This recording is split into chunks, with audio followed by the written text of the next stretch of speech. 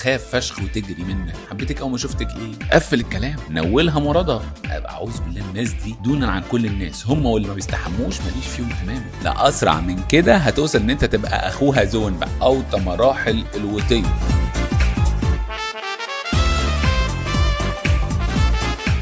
متابعينا اهلا بيكم في حلقه جديده من انا والنجوم وهواك النسخه المسروقه.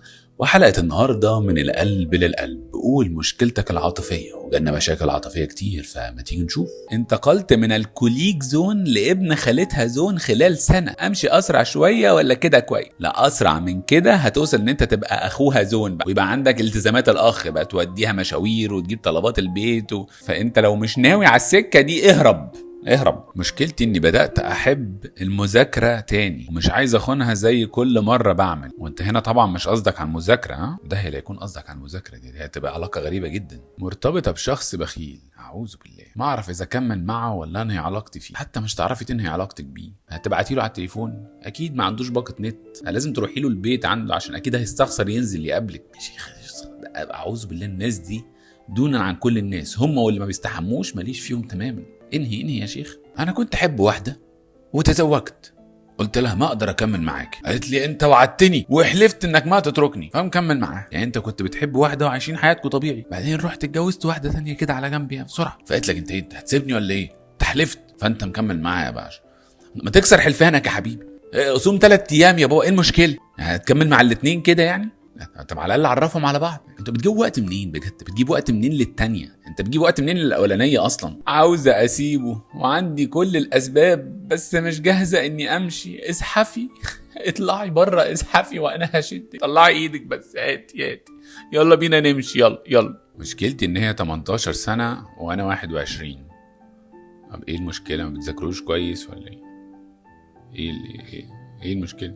مشكلتي اني معجبه بيك. طب وايه المشكله؟ هو انا عيان ولا ايه؟ انا عندي حاجه مش عايز تقولي عليها؟ طمنيني، ده ايه المشكله؟ عاوزه ابوسك خبر واحضنك، ومش عارفه ليه، مش عارف، الموضوع مش معقد قوي، انا بس شايف ان احنا ناخدها واحده بس، يعني نشوف بعض الاول، وبعد كده ايه، نحضن الاول، بعدين ثانيه. طب عن اذنكم يا جماعه، بس هنتفاهم في الموضوع ده ونرجع لكم على طول.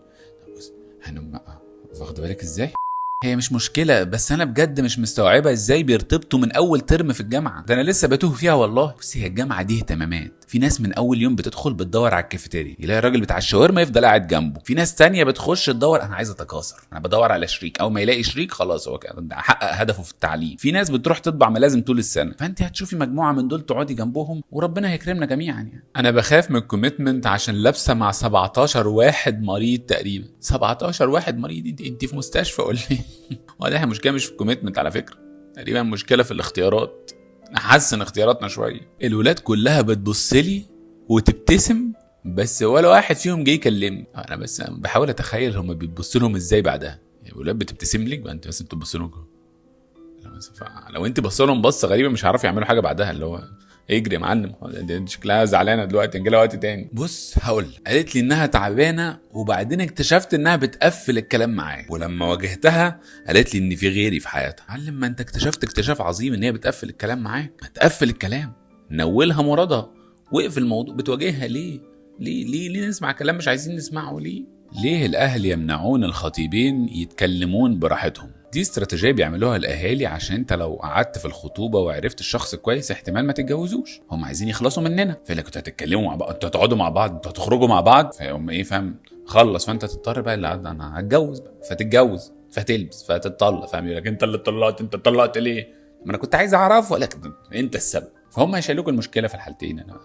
هنعمل ايه؟ طب عايز اسيبها بس بحبها بس عايز اسيبها، فاهم قصدي؟ يعني فاهم قصدي، انت ما بتحبهاش، انت بس اتعودت، موجوده كل يوم هنا، فاهم، بنيجي نلاقيها فتعودت، فلا اخليها تشوف اكل عيشها، هي سيبها تمشي، وانت امشي برضه شوف اكل عيشك، فاهم، بتضيع فرص وهي بتضيع فرص على ايه؟ طيب مش بترد الصبح، بترد بالليل بس. لا اكيد في واحد واخد الشفت الصباح يا معلم، معلش للاسف، اللي بيجي بدري هو اللي بيختار الشفت بتاعه، فانت ممكن بقى تظبط معاه، انت تاخد مره شفت الصبح مره وبالليل كده، تبدلوا مع بعض. ازاي انهي العلاقه من غير ما اوجعها؟ تقريبا دي تاني اشهر كدبه بعد علاج البواسير بدون جراحه.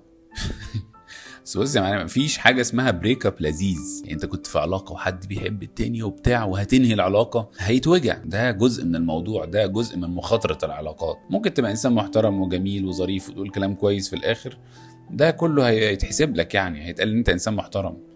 لكن لو في وجع فاكيد هنتوجع. رجعت للاكس، قعدنا 3 شهور في ميكست سيجنالز، بعدين سافرت وقطعت علاقتها بيا عشان رجعت للاكس بتاعها، وحاليا بتجاوز. دي جالها حاله قالت ترجع لكل الاكسز مره واحده، تعمل بقى فاهم تصفيات تاني، لو هنشوف نراجع بقى. دي انت ربنا رحمك من واحده توكسيك وغالبا مجنونه كمان يعني. حاسه اني اقل من خطيبي، وان اي حد يشوفنا هيقول ايه اللي جبره عليها. جبره؟ هو انت مكهرباه؟